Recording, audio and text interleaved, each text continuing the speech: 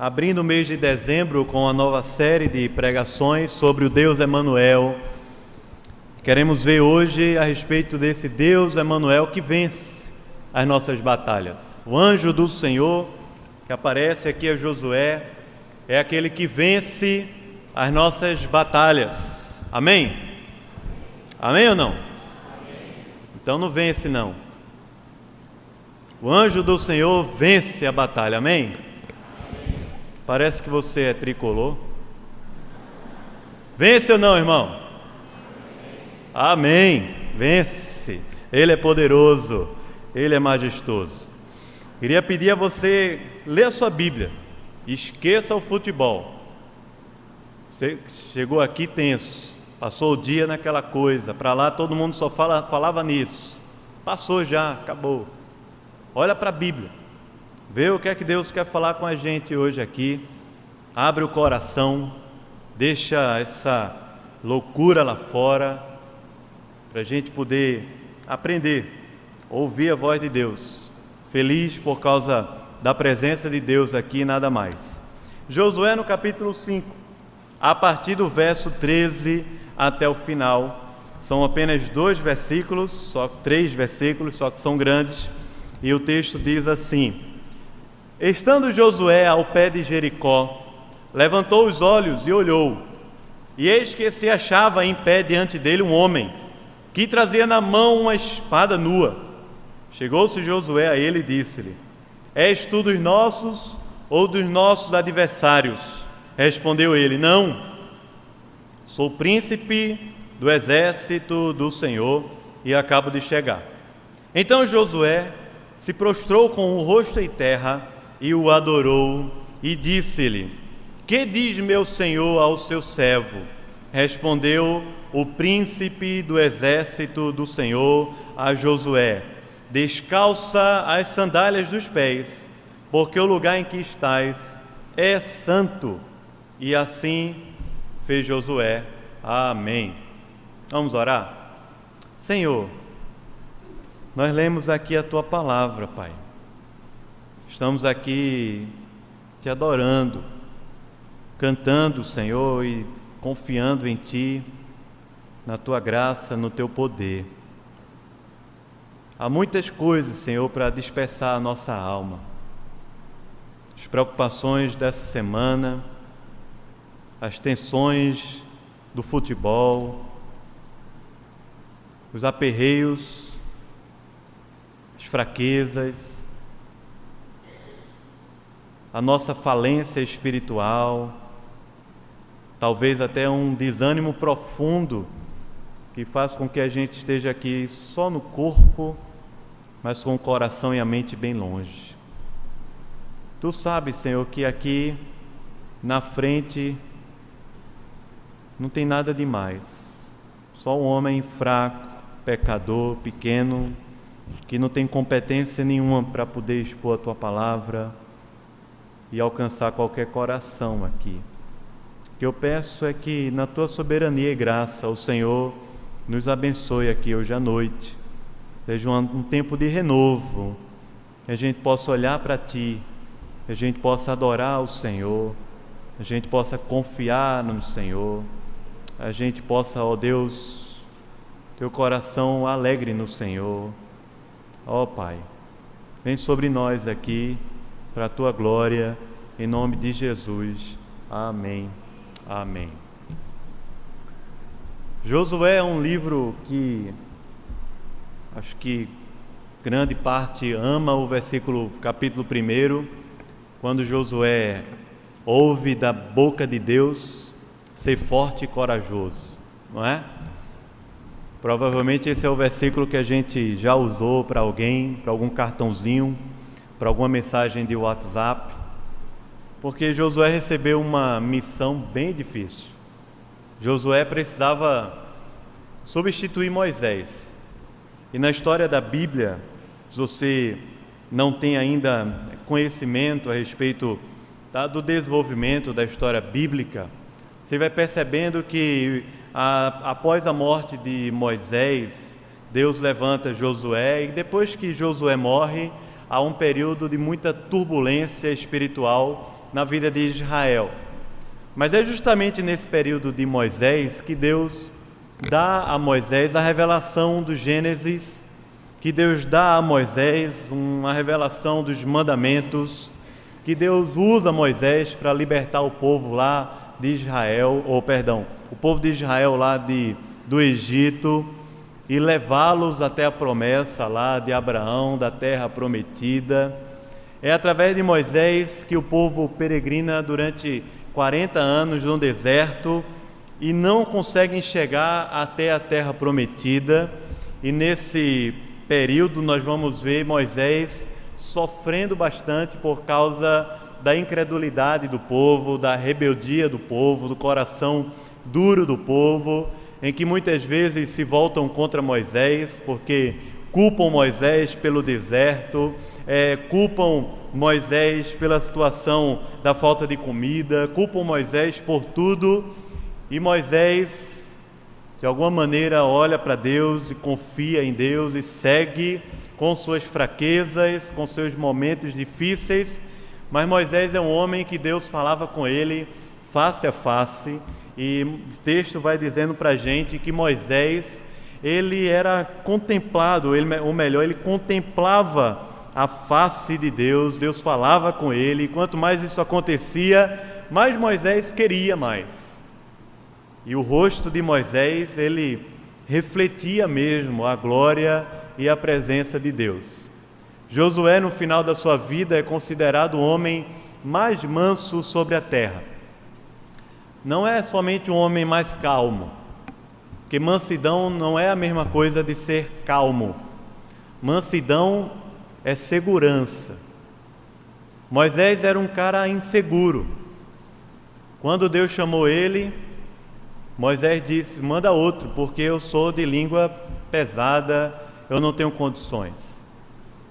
Mas Moisés termina a sua vida ouvindo o relato de Deus para ele, de que ele era o homem mais seguro, mais manso sobre a face da terra.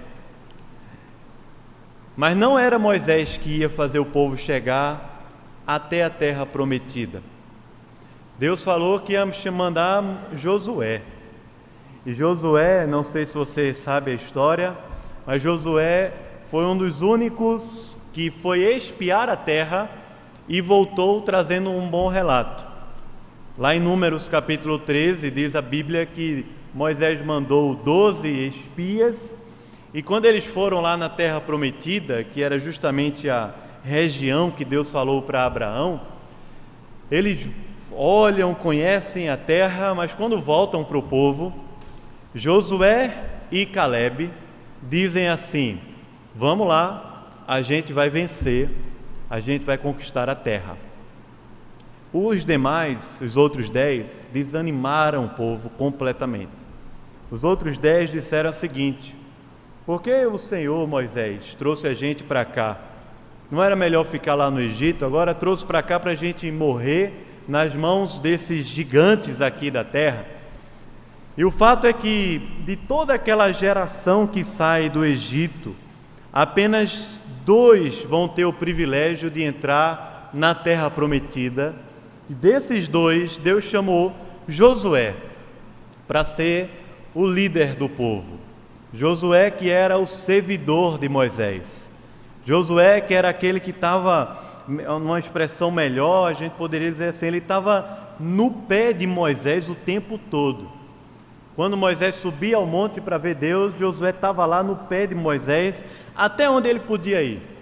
Josué era o servo, aquele que estava disponível para Moisés, porque cria que à medida que servia Moisés, servia ao Senhor e aprendia de Deus, e é verdade. Mas Josué também está temeroso, porque não é fácil a missão que ele tem pela frente. E Deus fala para ele assim: Josué, seja forte, seja corajoso, não foi eu que mandei você? Vai lá. Não se esqueça das palavras da lei e segue. Eu sou contigo. Como fui com Moisés, eu serei contigo, Josué. Mas Josué, ainda para entrar e enfrentar a primeira batalha, Deus, na sua graça, resolveu manifestar para Josué um pouco da sua fidelidade e da sua presença. E faz com Josué mais ou menos como fez com Moisés também em algumas situações e com o povo. Primeiro Josué manda o povo até Jericó como espias e eles voltam de lá trazendo o seu relatório a respeito da terra de Jericó, que foi a primeira cidade que Josué e o povo nessa nova jornada vai derrotar e vai vencer.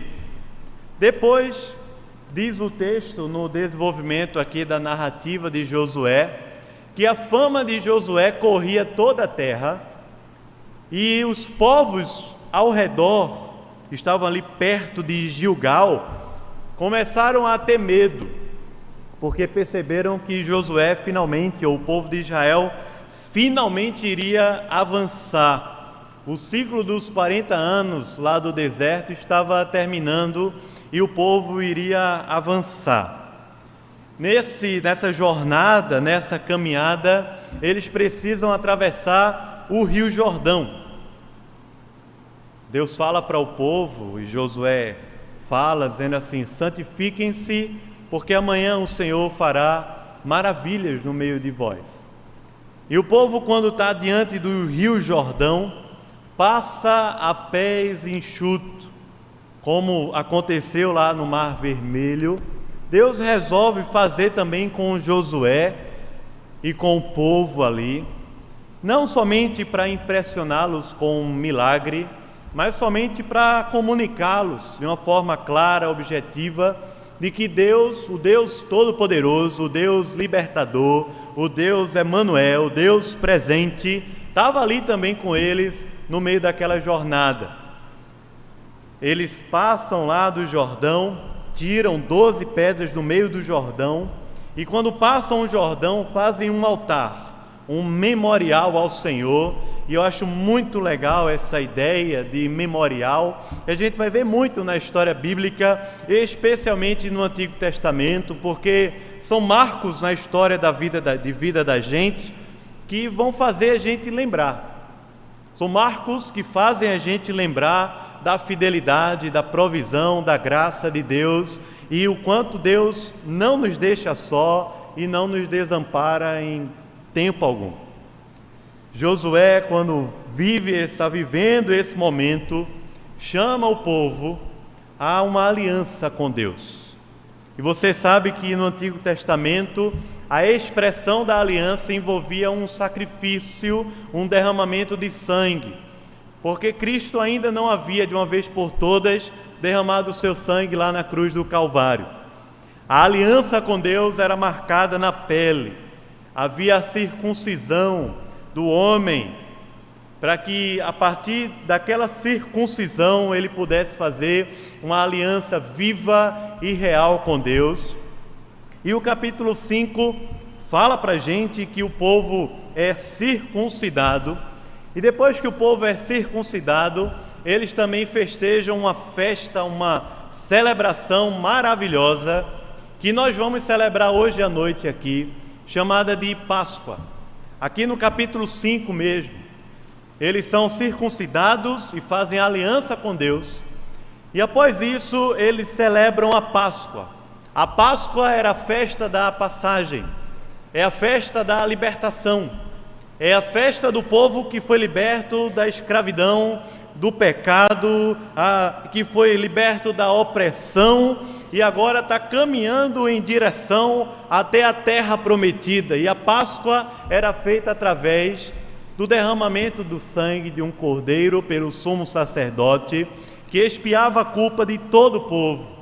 E após esse momento havia uma grande festa, uma grande celebração, que não era somente a festa uns com os outros, uma confraternização humana, mas era uma celebração da presença de Deus, da vitória de Deus, da libertação de Deus, da graça de Deus no meio do povo.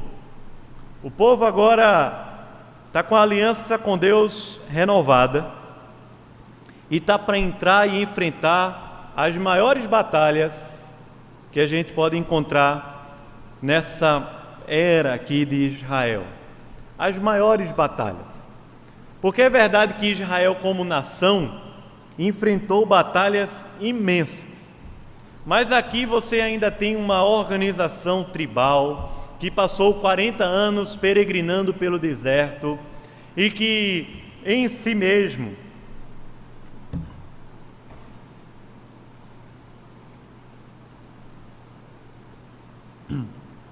pelos seus próprios recursos, pelos seus próprios treinamentos no deserto, talvez não ofereceria medo algum para as nações da terra.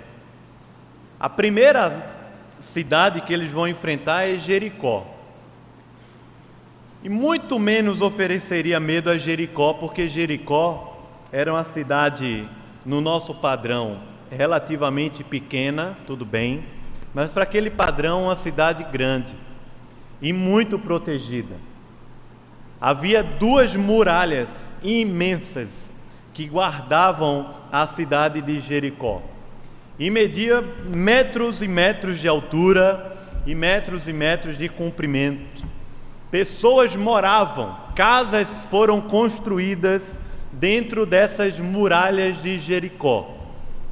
Muitas casas, muitas pessoas moravam nessas muralhas conhecidas de Jericó, e isso muitos dados arqueológicos e descobertas podem mostrar para a gente na internet e tudo mais.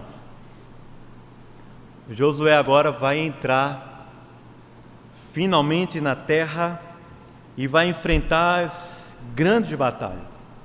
Jericó, você deve conhecer bem.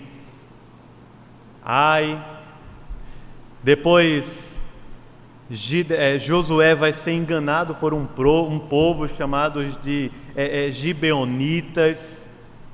Depois Josué vai fazer uma batalha aquelas tipo o Senhor dos Anéis, assim, homéricas, contra 5 reis, lá no capítulo 10.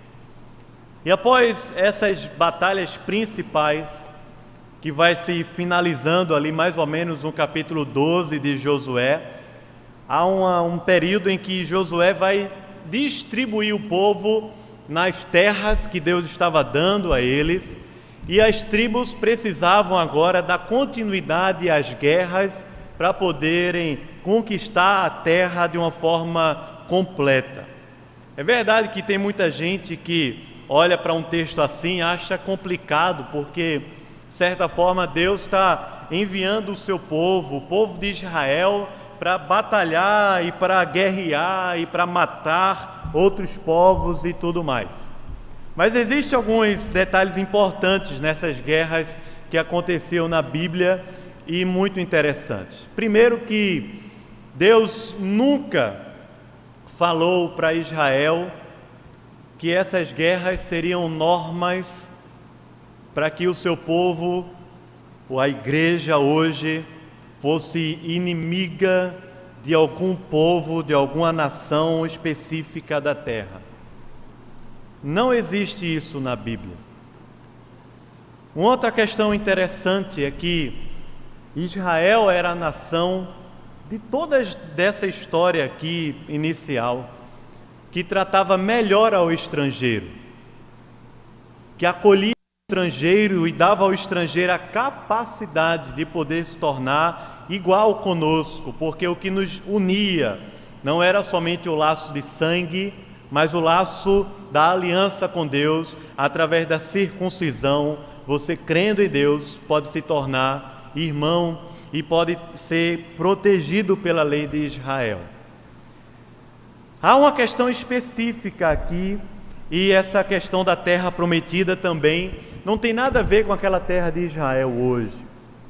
Mas essa terra prometida que Deus está falando para o povo alcançar e conquistar, tem a ver sim com a Nova Jerusalém, porque à medida que a Bíblia vai se expandindo na sua revelação, Deus vai falando que na verdade toda a terra é minha.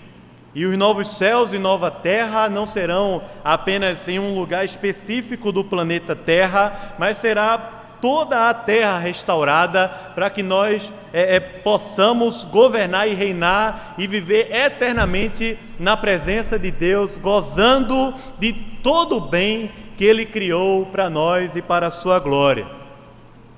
E Deus está fazendo essa história acontecer meio que como sombra, porque hoje nós não alcançamos a terra prometida e não alcançaremos através de uma guerra humana, de armas humanas, mas nós já alcançamos isso para o qual Josué está apontando. Que Hebreus diz que eles viram como que sombras de longe, mas nós, de uma maneira muito mais poderosa, muito mais profunda, conhecemos a aliança, conhecemos Jesus e sabemos que Ele guerreia em nós, por nós e para a sua própria glória aqui na terra. O problema é que, às vezes, a gente esquece. Porque se você tiver uma guerra amanhã, uma guerra, literalmente uma guerra, você vai dormir hoje e amanhã você vai precisar colocar uma roupa de guerra, vai pegar sua arma, vai sair de casa e vai para a guerra. Duvido que a gente vá dormir, que a gente tivesse assim quietinho, num culto de 7:30 da noite. Duvido. Se a gente tivesse uma guerra amanhã, a gente estaria talvez aqui de joelhos clamando com a maior força da nossa alma por Deus, pela graça, pela proteção e pelo livramento de Deus. Mas o fato é que os deuses da nossa era e as comodidades enganam bastante. E a gente vai vivendo a vida como se a vida fosse um shopping center. Legal, bonito, iluminado, cheiroso, atraente, oportunidades, coisas para você fazer, entretenimento. Você esquece até a hora. Quem está dentro de um shopping center muitas vezes esquece até a hora quando sai de noite e tudo mais. A gente vai vivendo a vida assim, só que muitas vezes somos pegados ou somos pegos para algumas batalhas também específicas que fazem com que o nosso coração fique preocupado, ansioso, amedrontado, inseguro.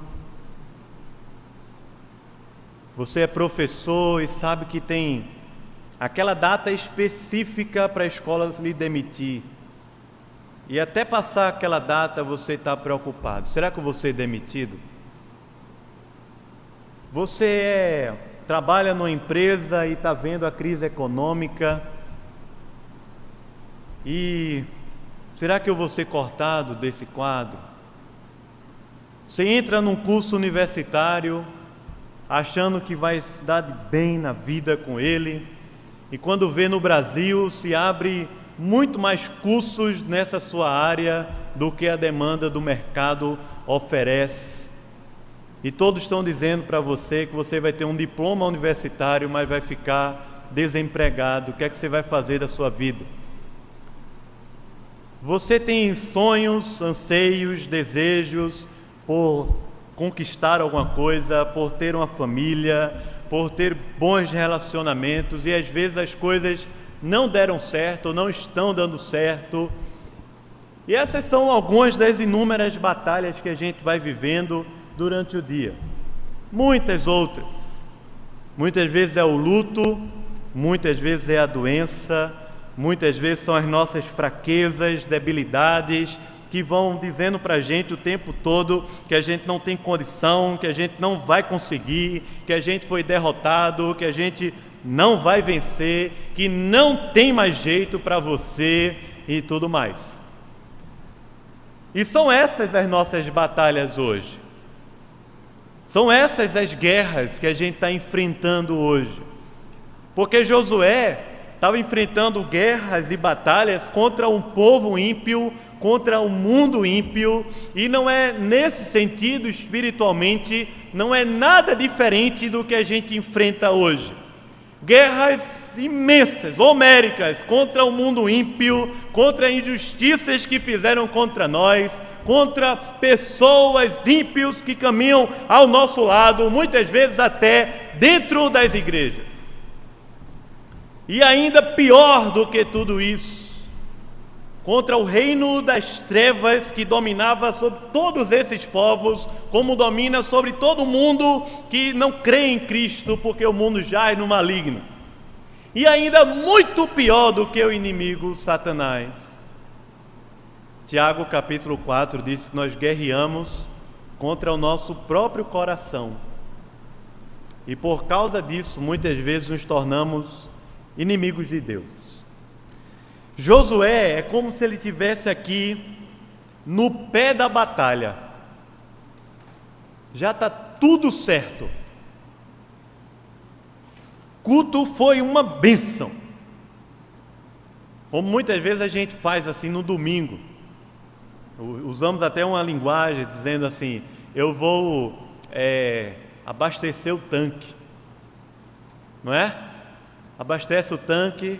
E durante a semana o tanque vai, às vezes na segunda-feira, de 7 horas da manhã, já está na reserva, é ou não é? Já aconteceu com você, irmão? Segunda-feira, 7 da manhã, o tanque já está na reserva. E aí, vou esperar para quarta, o pequeno grupo, domingo que vem. Vou passar a semana sendo empurrado pelos outros, porque o motor não pega, não funciona mais.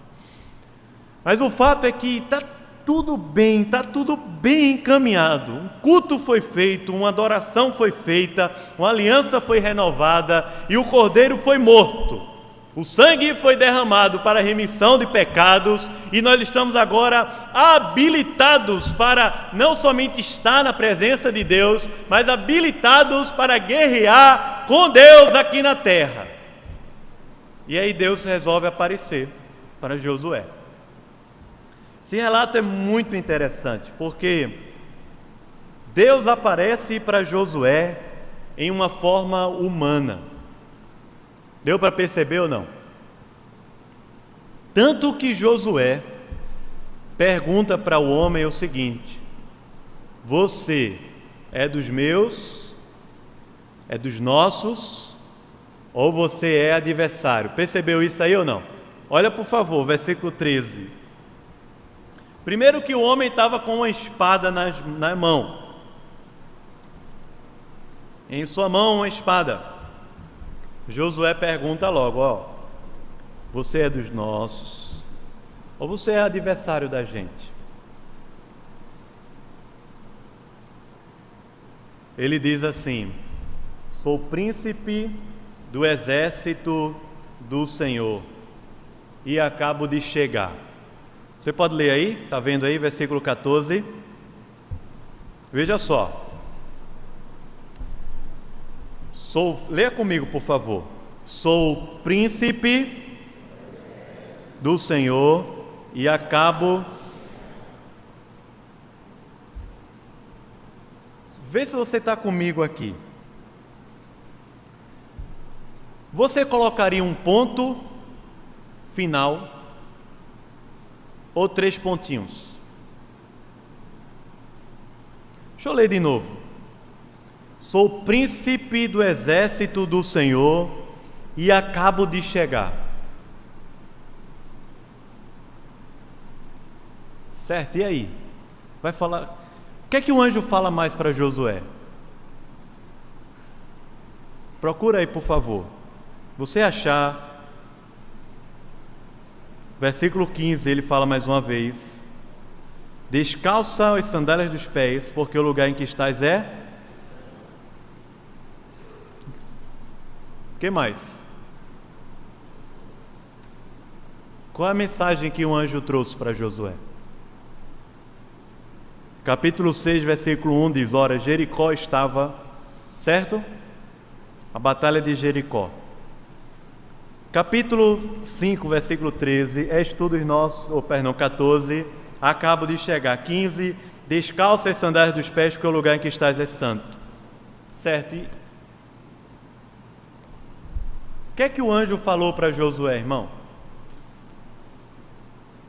Eu ia até fazer uma aposta, dizer assim: se você achar, vai ganhar uma inscrição para o acampamento de carnaval. Mas aí eu lembrei do versículo 15, olha, se eu tivesse dito.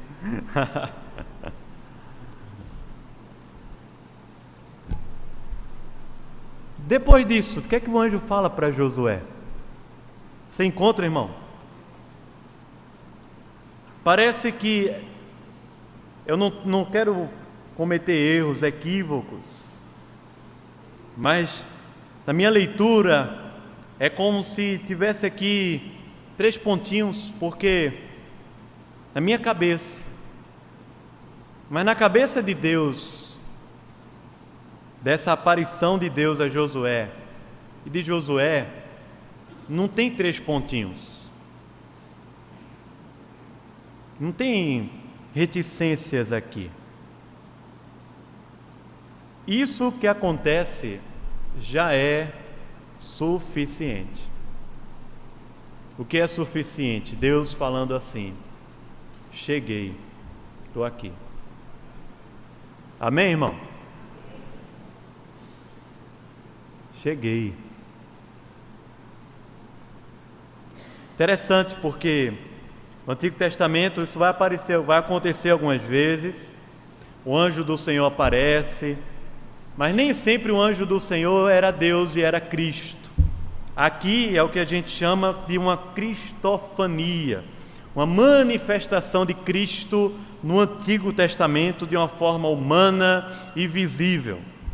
E a grande diferença que esse texto faz para a gente não ser apenas um anjo é simplesmente porque Josué, diante daquele homem, ele o adora. Da mesma forma que Jesus, enquanto uma pequena criança recém-nascida, estava ali na manjedoura, e as pessoas que se aproximavam dele o adoravam, se inclinavam para adorá-lo. Josué se inclina e adora. Sabe que às vezes eu ajo da mesma forma de Josué. Muitas vezes Deus está aparecendo para a gente, se manifestando, e a gente não consegue discernir que é Deus que está operando. Muitas vezes até pensamos que Deus está contra a gente. É ou não? Muitas vezes até criamos assim um conceito na mente e coração: não é possível que Deus esteja comigo, porque já nessa idade, ainda nessa situação, já não faltava nada e vem com essa agora. Parece que é como se Deus estivesse duelando contra a gente. Enquanto na verdade Deus está agindo na terra e o nosso coração não consegue discernir que é Deus. Deus está agindo através de situações difíceis. Deus está agindo nas grandes batalhas da vida da gente, e a gente não consegue perceber que é Deus. Por isso que o salmista diz que aos seus Deus dá enquanto o quê? Dormem, no Salmo 127. Porque não é a ideia de que assim, eu vou dormir até Deus me abençoar, porque aí era uma benção, é ou não é? Vai dormir, fica dormindo. Mas quando dormimos, nós fazemos um ato de fé para Deus, dizendo a Deus: eu confio em Ti, eu entrego a Ti, eu vou ter as minhas forças renovadas no Senhor. E enquanto entregamos, confiamos, dependemos de Deus, Deus está se manifestando, Deus está se movendo. E muitas situações, em muitas ocasiões, que a gente nem consegue perceber. Tem um livro bem antigo que o título dele dizia o seguinte: Deus trabalha no turno da noite. Era um livro muito vendido aí nas igrejas e tudo mais. Hoje em dia não vejo mais. Deus trabalha no turno da noite. O anjo aparece para Josué e ele diz a Josué assim: Josué, eu não sou apenas um homem, não sou um adversário, eu sou aquele que guerreia as suas batalhas. Eu sou aquele que vence as batalhas. Eu sou o príncipe do exército de quem?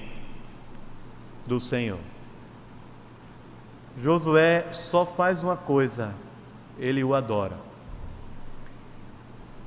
E Josué o adora tão somente porque, não somente pelo que o anjo diz a ele, mas tão somente pelo que o anjo faz. Assim, cheguei, estou aqui. Estou aqui, cheguei. É suficiente. Estou aqui. E o que envolve aquele ambiente ali é a presença de Deus, é a santidade de Deus. A gente vai ficar aqui um tempão, muitas vezes, com essa palavra descalço aos pés, as sandálias dos pés, para tentar descobrir o que é isso. Às vezes a gente aprendeu errado o que é isso. Muitas igrejas, especialmente mais pentecostais, olham para esse texto e só foca na sandália, só foca no pé, nos pés que tem que estar descalço, tem que ser assim, tem que ser desse jeito.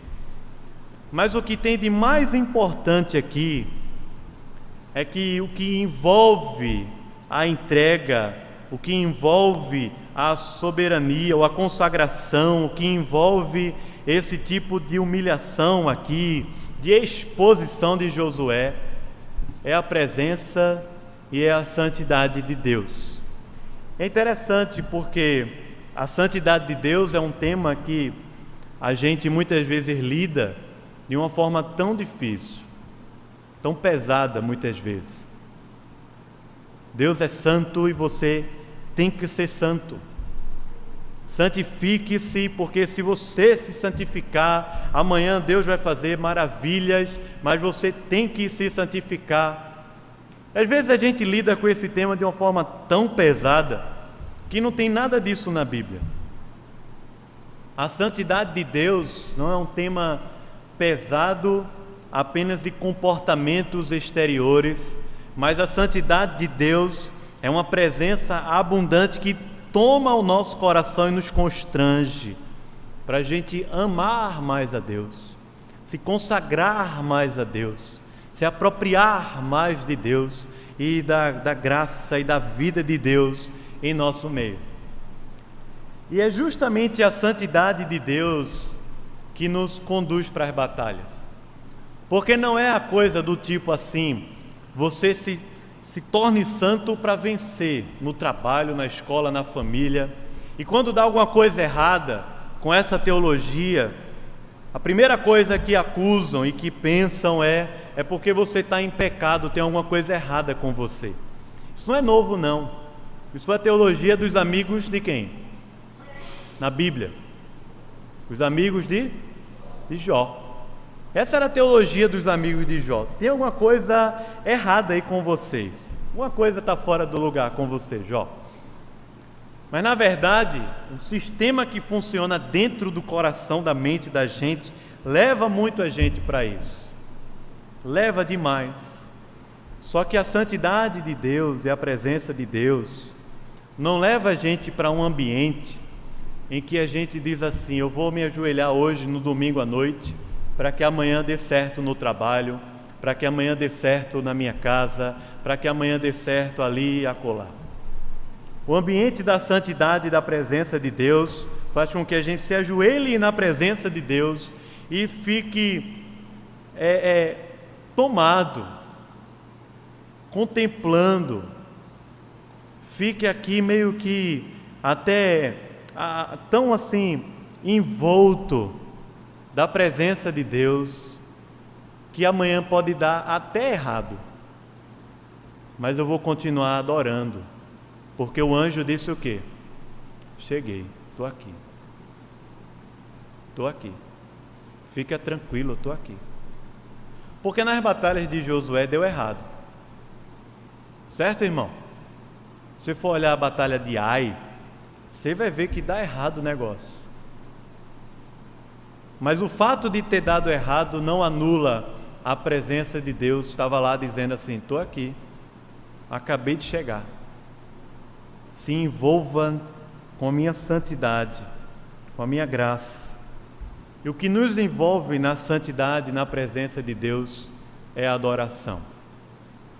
A única coisa que a gente pode fazer é se render, é adorar, é reconhecer, é se embebecer da presença, da graça, do poder de Deus, porque Ele é suficiente. E com Deus não tem 3 pontinhos, simplesmente é assim mesmo. Eu cheguei, estou aqui. Cheguei. Paulo, no capítulo 8 de Romanos, diz o quê? Se Deus é por nós, quem será o quê? Contra nós. Ele continua: aquele que não poupou ao seu próprio filho, não nos daria graciosamente com ele todas as coisas? Quem os condenará? É Cristo Jesus quem o justifica de todo. E ele continua expondo a respeito da vitória de Jesus e conclui dizendo assim: nada vai nos separar do amor de Deus que está em Cristo Jesus. Nem a morte, nem a vida, nem anjos, nem poderes, principados, potestades, fome, nudez, perigo, espada. Nada vai nos separar do amor de Deus que está em Cristo Jesus. Simplesmente porque Josué adora. Interessante, porque a ordem de Josué foi diferente aqui. Primeiro Josué celebra a Páscoa, depois o Senhor aparece. Hoje o Senhor apareceu e nós vamos celebrar a Páscoa. Se você está enxergando o anjo do Senhor aqui, Jesus, você é convidado a participar da mesa do Senhor, da celebração do Cordeiro de Deus, daquele que é suficiente para vencer e venceu. Guerreia as nossas guerras e é vencedor. Mas a gente precisa se render para enxergar, conectar o nosso coração a Deus. E eu queria convidá-lo a um tempo de oração, meditação, de reflexão, talvez até de entrega, mas sobretudo de adoração. Talvez você nessa hora baixe a cabeça, feche os olhos só por mera formalidade. Mas se você está vendo que Jesus está aqui, está falando com você, mesmo que você esteja cansado, mas você pode adorá-lo, contemplar a sua presença e adorá-lo, se maravilhar, desejar, anelar, desfrutar da presença de Jesus, que muitas vezes só diz assim mesmo: estou aqui, filho, estou com você, estou ao seu lado, eu vou à sua frente, eu venci as batalhas, eu venço. E você é vencedor, mesmo que dê errado, mas nós somos chamados de mais que vencedores em Cristo Jesus. Você pode adorá-lo. Enquanto adora, prepara o seu coração para receber o pão, para receber o cálice, a aliança que Deus fez com você de uma vez por todas na cruz do Calvário, para a sua glória. Adora ao Senhor. Queria convidar já os presbíteros para virem aqui à frente. Quando a gente se prepara, tem um tempo de oração, de adoração, que o anjo do Senhor está aqui em nosso meio. E é Jesus, pela sua palavra, pelo seu Espírito, Jesus está aqui.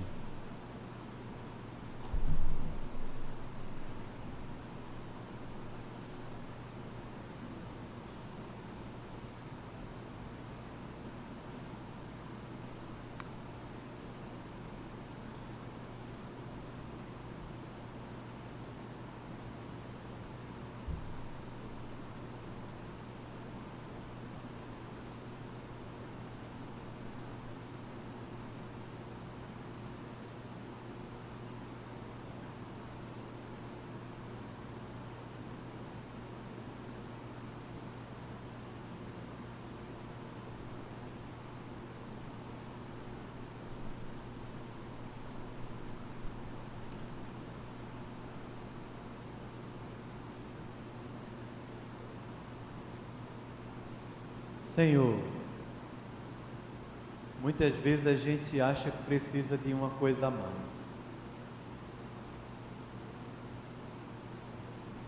Algo diferente. Um barulho, um mover. Oh Deus. Na verdade a gente precisa mesmo do Senhor, da Tua presença, da Tua palavra. Precisa mesmo do Senhor. Nós queremos consagrar a nossa vida a Ti, te pedir, ó Senhor, nesse último mês de 2017, de um ano difícil para muitos, a gente possa contemplar o Deus Emanuel, o anjo do Senhor que chegou de uma vez por todas, de maneira definitiva, e está em nós, e vai à nossa frente, é príncipe do exército do Senhor, e age na terra através de nós. Ó Senhor, nós queremos adorar o Teu nome aqui hoje à noite, nos envolver com a Tua santidade, com a Tua glória, para confiar um pouco mais, só um pouquinho mais, para seguir, dar o próximo passo, se alegrar, contemplar o Senhor. Estamos aqui para cear esse memorial tão lindo, tão majestoso. Nós cremos que o Senhor está presente aqui em nosso meio. Quando tomamos o pão e o cálice em Teu nome, o Senhor se faz presente. Por isso, Senhor, ministra aos nossos corações, conforme precisamos.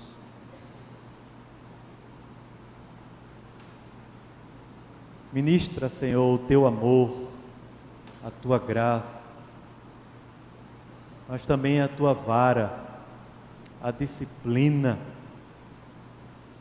para que a gente também se sinta amado pelo Senhor, para andar na Tua presença, envolvido com a Tua santidade, a Tua glória, Senhor.